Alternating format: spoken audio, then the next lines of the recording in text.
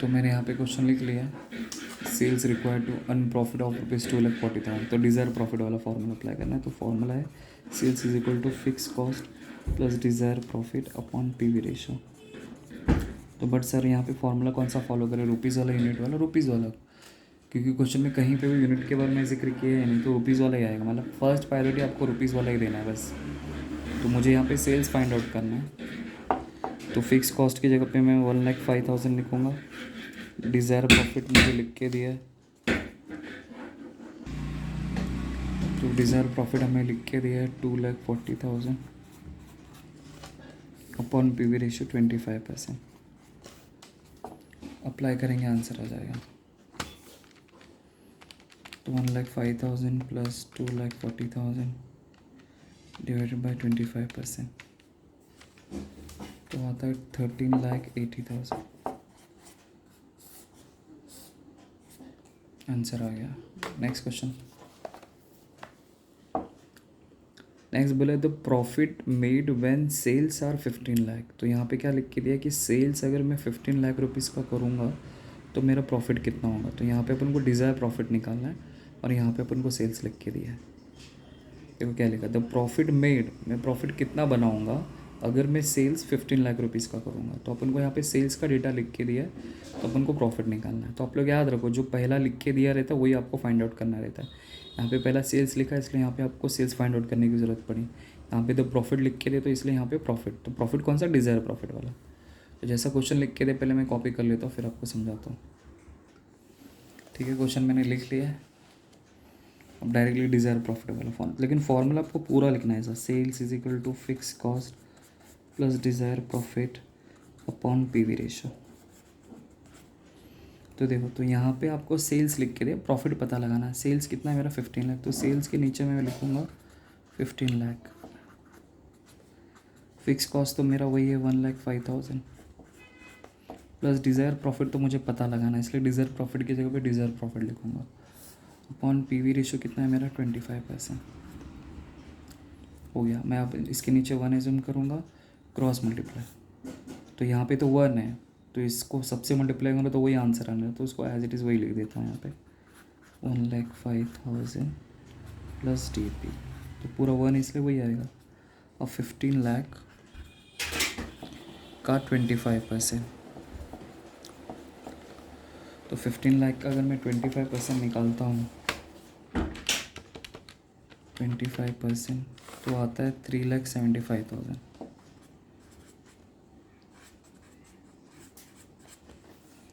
और desire profit 1,05,000 plus DP। अब मैं इसको क्या करूँगा, ट्रांसफ़र करूँगा। तो 1,05,000 को यहाँ पे लेके जाऊँगा, तो ये पॉजिटिव है ना, यहाँ पे कोई सिंबल मतलब पॉजिटिव, तो बाजू वाले घर में जाएगा, कपड़ा चेंज करेगा, मतलब माइनस हो जाएगा। तो यहाँ पे DP is equal to 3,75,000 minus 1,05,000। तो माइनस करने का जो आंसर आएगा 3,75,000 माइनस 1,05,000, तो आता है 2,70,000। 2,70,000 हो गया। तो जैसा बोला था हमने वैसे सम सॉल्व कर लिया।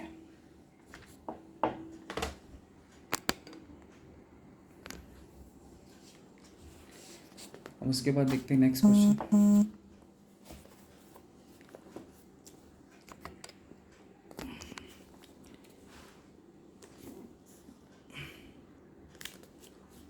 तो नेक्स्ट क्वेश्चन हमारा 15 है। The from the following particulars you are required to calculate fix cost, profit volume ratio, break even sales, sales to earn profit and margin of safety. Particulars 2012 का rupees लिख के दिया, 13 का रुपीज़ लिख के दिया, टोटल कॉस्ट दोनों का इतना इतना है, सेल्स दोनों का इतना इतना लिख के दिया। ठीक है, तो पहले हम लोग क्या करेंगे, जब भी हम लोग सम को सॉल्व करेंगे तो पहले हम लोग क्या बनाएंगे, मार्जिनल कॉस्ट शीट। तो पहले मार्जिनल कॉस्ट शीट बना के देखा था आपको। तो मैंने दोनों का डेटा लिख लिया है। फिर उसके बाद सेल्स के बाद हमें यहाँ पे लिख के दिया है टोटल कॉस्ट 12,96,000, 18,72,000 दिखाई दे रहा है। ओके, लेकिन टोटल कॉस्ट में ये तो कौन सा कॉस्ट होगा? तो पहले मैं लिख देता हूँ यहाँ पे टोटल कॉस्ट। तो 2012 का टोटल कॉस्ट लिख के दिया है 12,96,000 और 13 का टोटल कॉस्ट लिख के दिया है 18,72,000। तो टोटल कॉस्ट से तो हमारा डेटा यूज़ नहीं होने लगा, क्योंकि टोटल कॉस्ट में वेरिएबल कॉस्ट भी इंक्लूड है और फिक्स कॉस्ट भी इंक्लूड है। तो फिर कैसे क्या करें, और हमें डेटा पूरा फीड करना है, तो क्या करें क्या करें क्या करें क्या करें? तो कुछ नहीं करना, सिंपल सा मैंने आपको एक फॉर्मूला दिया था, बस वो याद रखो। तो देखो, तो प्रॉफिट अगर मुझे नहीं लिख के दिया, मतलब समझो कि यहाँ पे पूरा डेटा तो मिसिंग है, तो मैं कोई फार्मूला चाह के भी इसके अंदर अप्लाई नहीं कर सकता। लेकिन अगर मेरे को प्रॉफिट अगर मिल जाए ना, तो मैं पीवी रेशियो का फार्मूला अप्लाई कर सकता हूँ, वो different in profit upon different in sales वाला। तो इसका मतलब मुझे प्रॉफिट निकालना पड़ेगा। तो प्रॉफिट कैसे निकालूंगा? तो यहाँ पे देखो, तो प्रॉफिट को निकालने का फार्मूला है सेल्स में से टोटल कॉस्ट को माइनस कर देने का, तो आपको प्रॉफिट आ जाएगा बस। तो मैं अभी वही करूँगा। तो प्रॉफिट कैसे मिलता है? सेल्स में से टोटल कॉस्ट आपको माइनस करना है। तो 2012 का सेल्स मुझे लिख के दिया है 14,40,000 और टोटल कॉस्ट देखो यहाँ पे लिख के दिया है 12,96,000। तो 14,40,000 में से माइनस करूँगा 12,96,000, तो आंसर आएगा 1,44,000।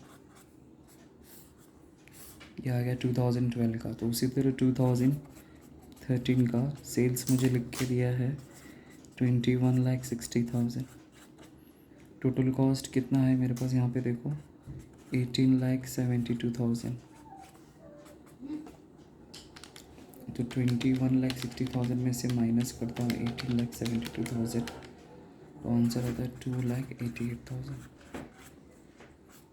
बस जो आया मैं यहाँ पे फीड कर लेता हूँ। तो प्रॉफिट है 1,44,000 और इसका है 2,88,000।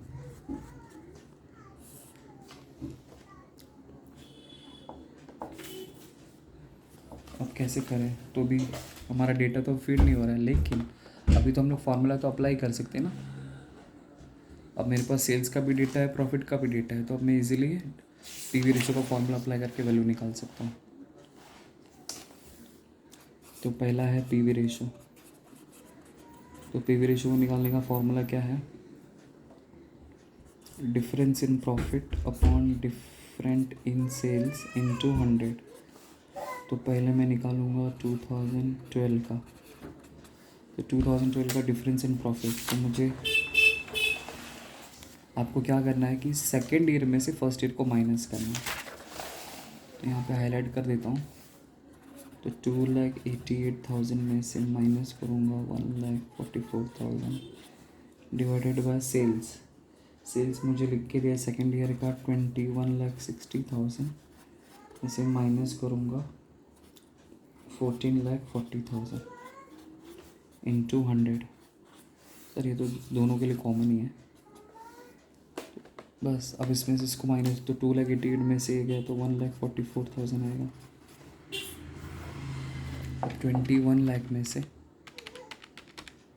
माइनस करता 14,40,000 तो आता है 7,20,000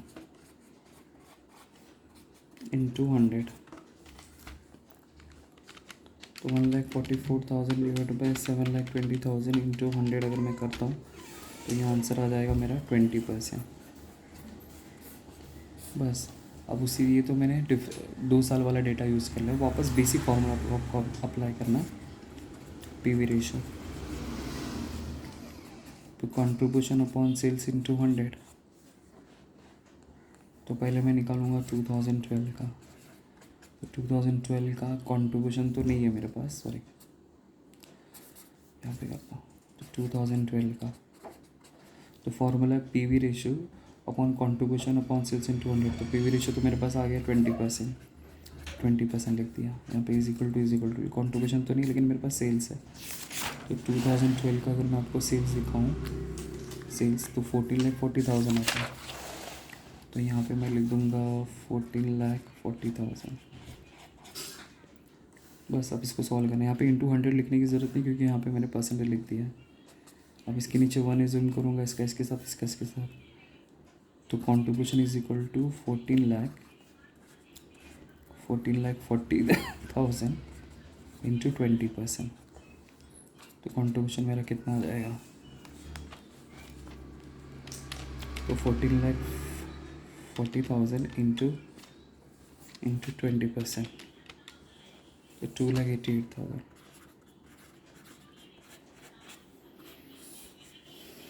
तो ये 2012 का मेरा कॉन्ट्रीब्यूशन आ गया। तो उसी तरह 2013 का फॉर्मूला है पीवी रेशियो। तो पीवी रेशियो कितना है? 20%। इज इक्वल टू कॉन्ट्रीब्यूशन तो नहीं है मेरे पास, सेल्स। तो सेल्स अगर मैं आपको दिखाऊं 2013 का, तो 21,60,000। तो यहाँ पे लिख दूंगा मैं। बस अब इसको सॉल्व करना है। तो मैं कैसे सॉल्व करूँगा? इसके नीचे 1 एज्यूम करूँगा, इसका इसके साथ और इसका इसके साथ। तो सी को 1 से मल्टीप्लाई करूँ तो सी आएगा, तो 21 को इससे मल्टीप्लाई करूँगा तो 21,60,000 इंटू 20%। तो मेरा कॉन्ट्रीब्यूशन आ जाएगा ये 6 है।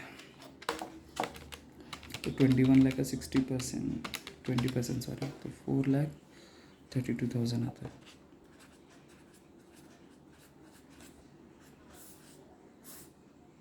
तो बस, तो मैं यहाँ पे लिख दूँगा 4,32,000। तो इसका कॉन्ट्रीब्यूशन आता है 4,32,000 और इसका आता है 2,88,000 आज जो आया था। अब इसमें इसको माइनस करो तो वेरिएबल कॉस्ट आ जाएगा। पहले ये निकाल लेता हूँ, माइनस 1,60,000, ये आता है 17,28,000। अब इसमें इसको माइनस करता हूँ तो 4,32,000 माइनस 2,88,000, तो ये आता है 1,44,000। अब इसमें इसको माइनस करता हूँ तो 14,40,000 माइनस 2,88,000, तो ये आता है 11,52,000। अब इसमें से इसको माइनस करूँगा तो ये आएगा 1,44,000। हो गया। तो पूरा का पूरा डेटा अपन ने फीड कर लिया।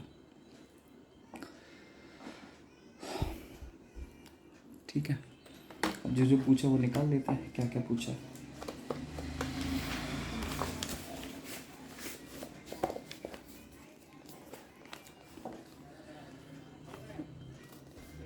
तो पहला बोला गया है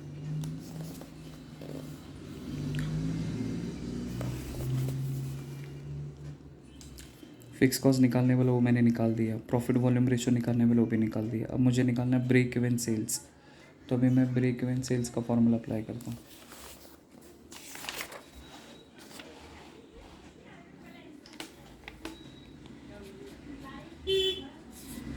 तो ब्रेक इवन सेल्स का फॉर्मूला क्या है? Fix cost upon PV ratio. अब सर इसमें तो सवाल ये उठता है कि कौन सा वाला फार्मूला अप्लाई करें, रुपीज़ वाला, यूनिट वाला। कुछ नहीं बोला तो आपको रुपीज़ वाला ही अप्लाई करना है। तो फिक्स कॉस्ट दोनों का है 1,44,000 और पीवी रेशियो तो मेरा था 20%। बस अप्लाई कर दो, आंसर आ जाएगा। तो 1,44,000 डिवाइडेड बाई 20%, तो आएगा 7,20,000। हो गया। नेक्स्ट बोला है sales to earn profit ₹6 lakh. पहले लिख देता हूँ क्वेश्चन, फिर मैं आपको समझाता हूँ। Sales to earn profit of ₹6 lakh. इसका मतलब क्या हुआ कि मुझे प्रॉफिट अर्न करना है 6 लाख रुपीज़, तो मुझे कितने अमाउंट का सेल करना पड़ेगा? मुझे प्रॉफिट कमाना है 6 लाख, तो मुझे कितने अमाउंट का सेल करना पड़ेगा? तो डिज़र्व प्रॉफिट वाला फॉर्मूला अप्लाई करेंगे, वो भी रुपीज़ वाला। तो फॉर्मूला पूरा आपको ऐसा लिखना है, sales is equal to fix cost plus desire profit upon PV ratio. ठीक है, तो सेल्स तो मुझे पता लगाना है, फिक्स कॉस्ट तो मुझे लिख के दिया 1,44,000, दिखा देता आपको। फिक्स कॉस्ट दोनों का, तो दोनों का तो सेम है, तो कोई आपको अलग से करने की ज़रूरत नहीं है। Upon sorry plus desire profit कितना है 6 लाख। पीवी रेशियो कितना है 20% लिख के दिए, बस सॉल्व करो आंसर आ जाएगा। तो 1,44,000 प्लस 6 लाख डिवाइडेड बाई 20%, तो 37,20,000 आ जाएगा।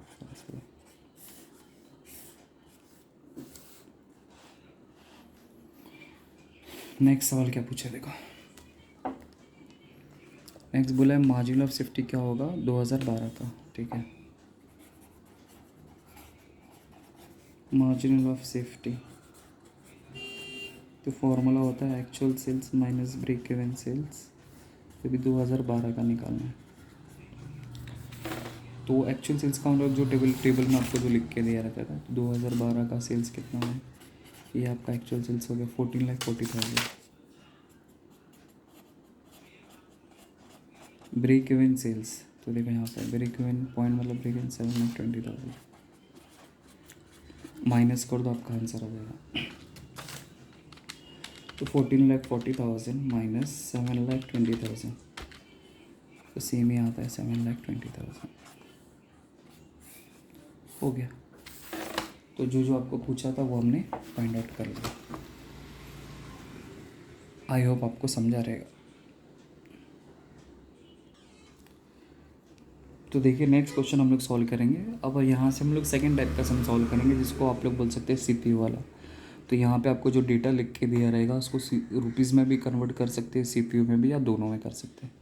बट आपको मैं सीपीयू के हिसाब से सम सिखाऊंगा, तो आपका टाइम भी बचेगा और हर सिनारियो में आंसर भी सेम ही आएगा, तो कोई टेंशन नहीं है ऐसा, ठीक है। तो देखो, तो लिखा है the following is the cost structure of the product, the selling price is ₹100 पर यूनिट।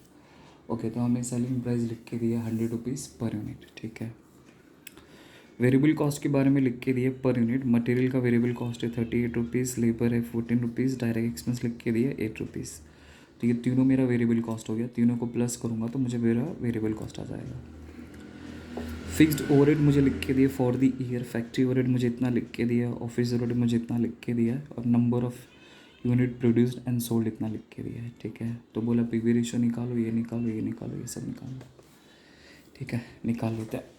तो क्या मेन तो हमारा वही है कि जब भी हम लोग सम को सॉल्व करेंगे तो सबसे पहला क्या बनाएंगे, मार्जिनल कॉस्ट शीट। तो पहले आपको मार्जिनल कॉस्ट शीट बना के दिखाता हूँ। तो इस तरह मैंने मार्जिनल कॉस्ट शीट बना लिया, बट यहाँ पे मैंने 2 कॉलम बनाए, रुपीज़ वाला और सीपीयू वाला, क्योंकि क्वेश्चन में हमें नंबर ऑफ़ यूनिट्स लिख के दिया है, और नंबर ऑफ़ यूनिट्स कितना लिख के दिया है मैं यहाँ पे लिख देता हूँ। हमें क्वेश्चन में लिख के दिया है कि number of units produced and cell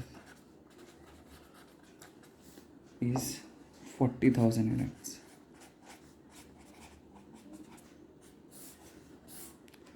बस हो गया। तो मैं यहाँ पे लिखता हूँ, पहले सेल्स लिखता हूँ, सेल्स में से माइनस करता है वेरिएबल कॉस्ट, तो मुझे मिलेगा कंट्रीब्यूशन, कंट्रीब्यूशन में से माइनस करूँगा फिक्स कॉस्ट, तो मुझे मिलेगा प्रॉफिट।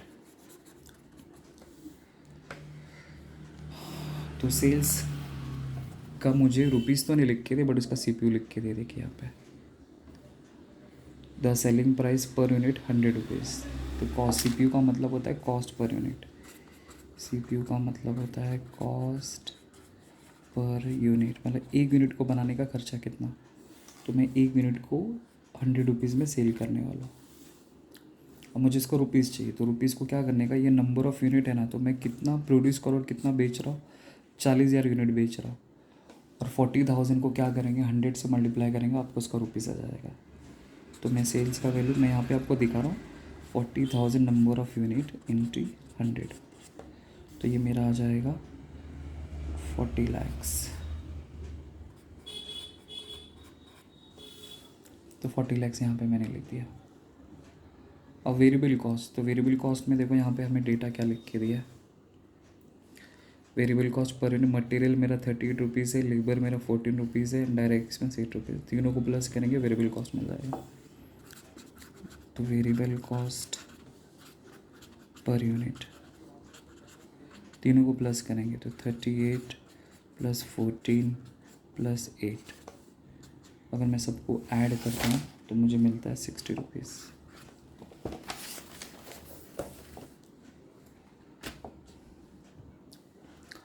तो ये कॉस्ट पर यूनिट मेरा 60 हो गया।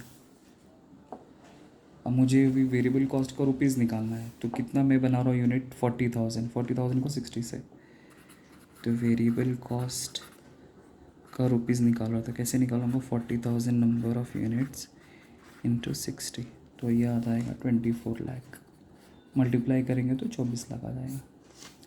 तो 40 लाख में से 24 लाख गया तो ये आ जाएगा 16 लाख, और 100 में से 60 गया तो ये आ जाएगा 40। और फिक्स कॉस्ट तो हम लोग को सीधा सीधा रुपीज़ में लिख के दे तो कोई टेंशन ही नहीं है। तो अगर आप लोग देखेंगे तो फिक्स ओवरहेड मतलब फिक्स कॉस्ट, फैक्ट्री ओवरहेड है मेरा 2,80,000, ऑफिस रेट मेरा 2,20,000। अगर मैं दोनों को ऐड करूँगा तो 5 लाख आता है। देखो 2 लाख 2 लाख 4 लाख 80 इसमें ऐड किया तो ये 5 लाख आ जाएगा। बट यहाँ पे करके दिखा देता हूँ फिक्स कॉस्ट मेरा कितना होगा, 2,80,000 प्लस 2,20,000, दोनों को अगर मैं ऐड करूँगा तो ये आ जाएगा 5 लाख। तो 5 लाख मैं यहाँ पे लिख दूँगा। अब मुझे इसका सीपीयू निकालना है, तो सीपीयू कैसे निकालने का, each amount divided by number of units. अब जैसे 5 लाख, तो 5 लाख को उसकी यूनिट से डिवाइड कर दूँगा तो मेरे को सीपीयू आ जाएगा 5 लाख डिवाइडेड बाय 40,000, तो ये आ जाएगा 12.5। इसकी रिक्वायरमेंट तो नहीं, बट मैं ऐसा बता रहा हूँ कैसे निकालते हैं। तो 16 लाख में से 5 लाख गया है तो आ जाएगा मेरा प्रॉफिट 11 लाख। अब ये निकालना, तो इसमें से इसको माइनस कर दो। अगर ऐसा नहीं करना है तो 11 लाख को 40 से डिवाइड कर दो, इसका आपका सीपीयू हो जाएगा।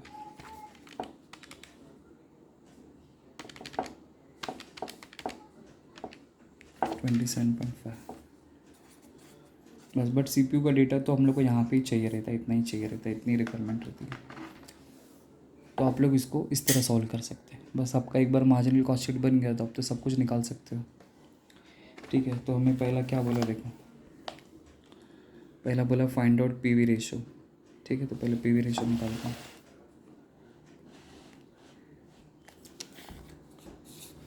तो पीवी रेशो को निकालने का फॉर्मूला क्या है, तो कंट्रीब्यूशन अपॉन सेल्स इनटू 100।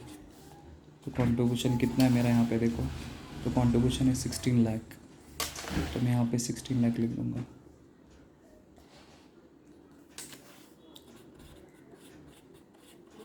और सेल्स मुझे लिख के दिया 40 लाख इंटू 100। तो अब 16 लाख को परसेंटेज निकाल लेता हूँ मैं इसका, तो 16 lakh divide by 40 lakh into 100, 40%।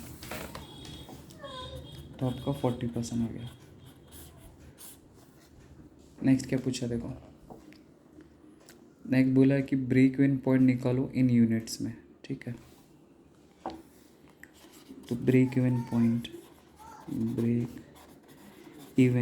Point in units, तो फॉर्मूला क्या है, fix cost upon contribution per unit. तो फिक्स कॉस्ट अगर मैं आपको दिखाऊं तो क्वेश्चन में यहाँ पे देखो फिक्स कॉस्ट आपका 5 लाख है और कंट्रीब्यूशन का पर यूनिट लेना है, तो पर यूनिट मेरा यहाँ पे 40 रुपीज़ है। तो मेरा फिक्स कॉस्ट यहाँ पे है 5 लाख, कंट्रीब्यूशन पर यूनिट है मेरा समझो 40, डिवाइड कर दो आंसर आ जाएगा। तो 5 लाख डिवाइड बाय 40, तो 12,500 यूनिट्स आ जाएगा। हो गया। Next, marginal safety amount.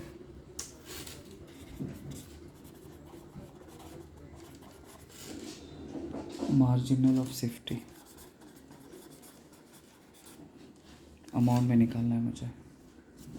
ठीक है, तो फॉर्मूला क्या है, actual sales minus break even sales. तो जो क्वेश्चन में हमें सेल्स लिख के दिया रहता है वही हमारा एक्चुअल सेल्स होता है। तो एक्चुअल सेल्स कितना है, 40 लाख।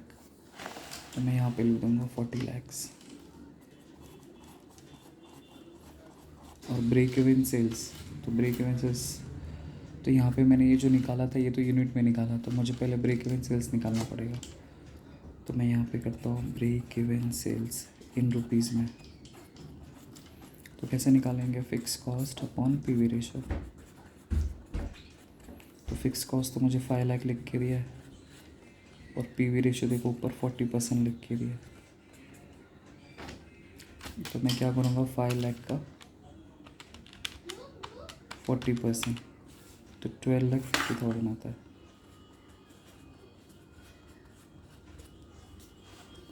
तो यहाँ पे लिख दूँगा ब्रेक इवन सेल्स 12,50,000, तो यह आ जाएगा 37,50,000।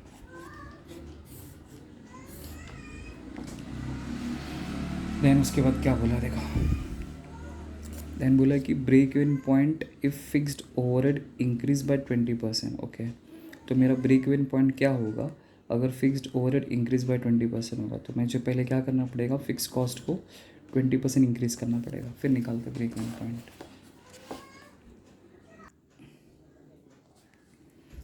तो देखो, तो मैंने यहाँ पे लिख लिया if selling price increase by 20%, तो मैंने यहाँ पे 20% लिखा। तो मेरा सेलिंग प्राइस प्रीवियस कितना था, 100 रुपया था, तो मैं यहाँ पे लिख दिया देखो सेलिंग प्राइस 100 है। तो बट कुछ लोग क्या करते हैं, इंक्रीज़ करने की बात आती है तो लोग रुपीज़ पे कैलकुलेट कर लेते हैं। तो आपको कभी भी रुपीज़ पे कैलकुलेट नहीं करना है। कभी भी कम ज़्यादा कुछ भी बोलेगा तो आपको हमेशा सीपीयू पे वैल्यू करना है। तो सीपीयू कितना है मेरा 100, तो 100 का मुझे 20% इंक्रीज़ करना है। तो मेरा 100 था, तो 100 का मैंने 20% निकाला तो कितना है, 20 आया, बराबर। तो जिस वजह से मेरा न्यू सेलिंग प्राइस क्या हो जाएगा, पुराना जो 100 था उसमें 20 ऐड किया तो न्यू सेलिंग प्राइस हो गया मेरा 120। तो क्वेश्चन में बोला है कि आपको रिवाइज्ड पीवी रेशो निकालना है। तो रिवाइज पीवी रेशो का मतलब होता है कि मुझे न्यू पीवी रेशो निकालना है। तो इसका फॉर्मूला क्या है, कॉन्ट्रीब्यूशन अपॉन सेल्स इन 200 करना है। तो इसका मतलब मुझे कॉन्ट्रीब्यूशन भी लगेगा, सेल्स भी लगेगा, इसलिए क्या करने का, sales minus variable cost is equal to contribution कर लेने का शॉर्टकट में। तो सेल्स की जगह पे मैंने 120 लिखा, माइनस के पे माइनस लिखा। वेरिएबल कॉस्ट के बारे में कुछ नहीं बोला था, तो वेरिएबल कॉस्ट वाला मैं पुराना वैल्यू लूँगा। तो वेरिएबल कॉस्ट पर यूनिट कितना है, 60 रुपीज़। तो यहाँ पे मैंने 60 लिखा, तो 120 में से 60 गया तो कॉन्ट्रीब्यूशन कितना आएगा, 60। बस उसी को मैंने फिर यूटिलाइज़ कर लिया फॉर्मूले में। तो कॉन्ट्रीब्यूशन अपॉन सेल्स इन 200, तो कॉन्ट्रीब्यूशन मेरा 60 तो 60 लिखा, सेल्स मेरा 120 तो 120 लिखा, इन 200 अप्लाई किया, आंसर आ गया 50%। बस इस तरह आपको क्या करना है, सम को सॉल्व करना है। आई होप आपको समझा रहेगा। नेक्स्ट क्वेश्चन देखते हैं। नेक्स्ट क्वेश्चन क्या लिख के थे, 31। तो you are given the following information, selling price लिख के दिए per unit 40 rupees and variable cost per unit लिख के दिए 30 रुपीज़ एंड फिक्स कॉस्ट लिख के दिए 1,80,000। तो calculate PV ratio, break even point, ये सब दुनिया भर का अपन को निकालने के लिए बोला है, ठीक है। तो पहले क्या करेंगे, मार्जिनल कॉस्ट शीट बनाएंगे, फिर देन सम को सॉल्व करेंगे। तो देखिए यहाँ पे मैंने मार्जिनल कॉस्ट शीट बना लिया है। तो मार्जिनल कॉस्ट शीट में जो मैंने डेटा लिखा वो लिमिटेड ही लिखा है, serial number particulars only CPU को कॉलम बनाया, क्योंकि क्वेश्चन में कहीं पे भी number of production and sales unit के बारे में कुछ भी नहीं लिख के दिया है, बराबर। सिर्फ हम लोग को सिर्फ दो ही डेटा लिख के दिया है, सिर्फ दो ही डेटा लिख के दे। देखिए यहाँ पे selling price per unit 40 rupees है, variable cost per unit 30 rupees है और फिक्स कॉस्ट है, बस बाकी कुछ भी डेटा नहीं है। तो जिस वजह से हम लोग क्या करेंगे, सिर्फ कॉन्ट्रीब्यूशन तक का ही डेटा लेके पूरे सम को सॉल्व कर सकते हैं ईजीली। तो हमें सेल्स यहाँ पे लिख के दिए 40 रुपीज़, तो मैंने 40 रुपीज़ लिखा। वेरिएबल कॉस्ट मुझे 30 लिखा तो 30 लिख दिया, तो 40 में से 30 गया तो 10 हो गया। बस बाकी आपको कुछ निकालने की ज़रूरत नहीं है, फ़िक्स कॉस्ट माइनस करने की ज़रूरत नहीं है, क्योंकि फ़िक्स कॉस्ट मैं इसमें से माइनस भी नहीं कर सकता, क्योंकि दोनों में ज़मीन आसमान का फ़र्क है। देखो कॉन्ट्रीब्यूशन 10 रुपये हो गया। अब इसमें से तुम लोग देखेंगे तो फिक्स कॉस्ट देखो यहाँ पे 1,80,000 लिख के दिया है, मतलब ये रुपीज़ में डेटा लिख के दिया है, बट ये दोनों जो डेटा लिख के दिए वो पर यूनिट लिख के दिया है। तो अगर ऐसा कोई सिनारियो होगा तो उस केस में आपको क्या करना है, मार्जिनल कॉस्ट शीट बनाना है, तो सिर्फ कॉन्ट्रीब्यूशन तक ही बनाने का, ज़्यादा नहीं बनाने का। तो कंट्रीब्यूशन तक भी अगर हमें डेटा मिल जाए तो हम लोग आसानी से पूरे के पूरे सम को क्या कर सकते हैं, सॉल्व कर सकते हैं। बस हो गया। अब जो जो मुझे फाइंड आउट करने के लिए बोला रहेगा मैं फाइंड आउट कर लेता हूँ। तो सबसे पहला मुझे बोला है क्या, तो पहला निकालने बोला है प्रॉफिट वॉल्यूम रेशियो। तो प्रॉफिट वॉल्यूम रेशियो मतलब पीवी रेशियो। तो पीवी रेशियो को निकालने का फॉर्मूला क्या है, तो कंट्रीब्यूशन अपॉन सेल्स इंटू 100। तो कंट्रीब्यूशन है मेरा 10 रुपीज़, सेल्स है मेरा 40 इंटू 100। तो इसको अगर मैं सॉल्व करता हूँ तो क्या आंसर आता है, 10/14 इंटू 100, तो आता है 25%। तो पहला फॉर्मूला निकाल दिया। फिर उसके बाद अगर मैं आपको देखूँ तो फिर बोला है ब्रेक इवन सेल्स निकालो इन रुपीज़ में और यूनिट में भी निकालना है। ब्रेक इवन सेल्स मतलब break even point in rupees and in unit, ठीक है।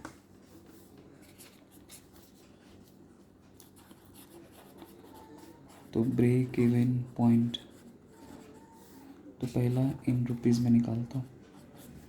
तो फॉर्मूला क्या है, fix cost upon PV ratio. तो फिक्स कॉस्ट तो मुझे सीधा सीधा क्वेश्चन में लिख के दिया है। यहाँ पे देखो फिक्स कॉस्ट कितना लिख के दिया है, फिक्स कॉस्ट 1,80,000। तो यहाँ पे मैं 1,80,000 लिखूँगा अपॉन पीवी रेशियो। तो पीवी रेशियो तो मेरा 25% आया है, बस अप्लाई करूँगा आंसर आ जाएगा। तो 1,80,000 डिवाइडेड बाई 25%, फिर आ जाएगा 7,20,000। अभी इन यूनिट में बोला है तो इन यूनिट में भी वैसे ही करेंगे। तो fix cost upon contribution per unit. तो फिक्स कॉस्ट तो मेरा 1,80,000 है, कंट्रीब्यूशन पर यूनिट तो देखो यहाँ पे ये जो कंट्रीब्यूशन है, ये जो 10 रुपीज़ है, ये मेरा कंट्रीब्यूशन पर यूनिट है 10 रुपीज़। तो ये आ जाएगा 18,000 यूनिट्स डिवाइड करने के बाद। तो जो बोला तो वो निकाल दिया। नेक्स्ट क्या बोला देखो, नेक्स्ट बोला है प्रॉफिट एट सेल्स रुपीज़ 9,60,000। तो अगर सेल्स अगर मेरा 9,60,000 है तो प्रॉफिट कितना होगा, तो वही डिज़ायर प्रॉफिट वाला फॉर्मूला को फॉलो कर। डिज़ायर प्रॉफिट, तो मुझे सेल्स लिख के दे, मेरे को प्रॉफिट पता लगाना है, तो डिज़ायर प्रॉफिट वाला है। तो फॉर्मूला क्या है, sales is equal to fix cost plus desire profit upon PV ratio. तो मुझे सेल्स लिख के दिया 9,60,000, तो सेल्स की जगह पे 9,60,000 लिखूँगा। फिक्स कॉस्ट मुझे लिख के दिया है 1,80,000 और डिज़ायर प्रॉफिट तो मुझे पता लगाना है, और पीवी रेशियो कितना है 25%। अब इसको सॉल्व करेंगे तो इसके नीचे मैं 1 एज्यूम करूँगा, इसका इसके साथ और इसका इसके साथ। तो इसको ये पूरे नंबर को अगर मैं इससे मल्टीप्लाई करूँ तो एज इट इज़ वही आने वाला है। तो 1,80,000 plus DP is equal to 9,60,000 का 25% आपको निकालना है। तो इसको तो मैं सॉल्व नहीं कर सकता, इसको एज इट इज़ वही लिखता हूँ 1,80,000 प्लस DP। अब 9,60,000 का 25%, तो 2,40,000। अब इसको मैं उधर लेके जाऊँगा तो DP is equal to 2,40,000 minus 1,80,000।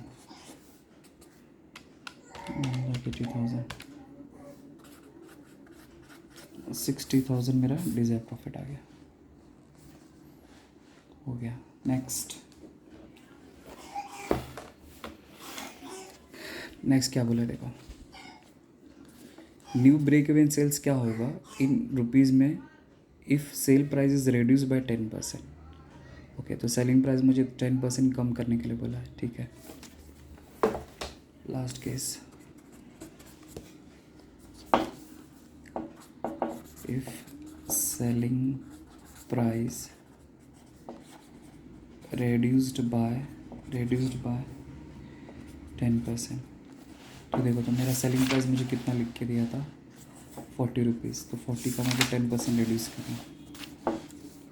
तो मैं कैसे करूँगा, तो मेरा सेल्स था 40 40 का पहले 10% निकालता हूँ, तो 40 का 10% निकालूंगा तो 4 रुपीज़ आएगा। तो देयरफॉर मेरा न्यू सेलिंग प्राइस क्या होगा, ये 40 में से ये 4 रुपीज़ माइनस करूँगा, क्योंकि रिड्यूस बोला है, रिड्यूस का मतलब होता है कम करना। तो 40 में से 4 गया तो 36 आ जाएगा। तो जब भी आपको सेलिंग प्राइस कम करने के लिए बोलेगा या वेरिएबल कॉस्ट कम करने के लिए बोलेगा, तो आपको एक छोटा सा मार्जिनल कॉस्ट शीट बना लेना है। तो सेल्स में से हम माइनस करेंगे वेरिएबल कॉस्ट, तो मिलेगा कंट्रीब्यूशन।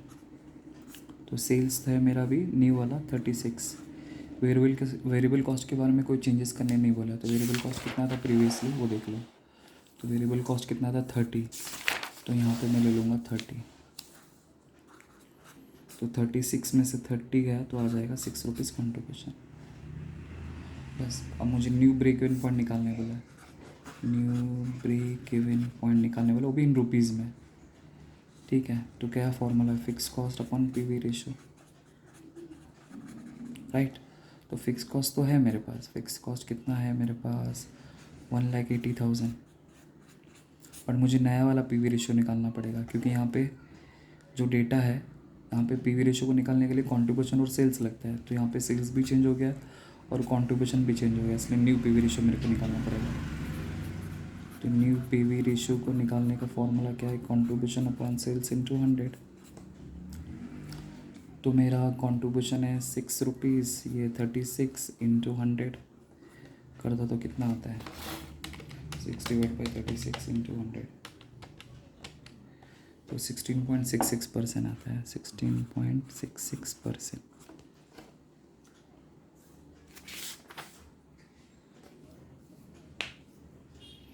तो अब इसको सॉल्व कैसे करें, तो ये तो मैंने न्यू पीवी रेशो निकाला है 16.66, और वो यहाँ पे मैं लिख दूँगा 16.66%। तो 1,80,000 का 16.66%, तो कुछ ऐसा जी को करीब आंसर आ रहा है। तो क्या करने का, जब भी ऐसा रिकरिंग नंबर रहेगा तो हम लोग क्या करेंगे, 1,80,000 डिवाइड बाय 66.666666 पूरा टाइप करने का, फिर सीधा परसेंटेज, तो एग्जैक्ट आंसर आएगा। तो 10,80,000, तो ये मेरा 10,80,000 मेरा आंसर आ गया, हो गया। और इस तरह आपका आंसर आ जाएगा।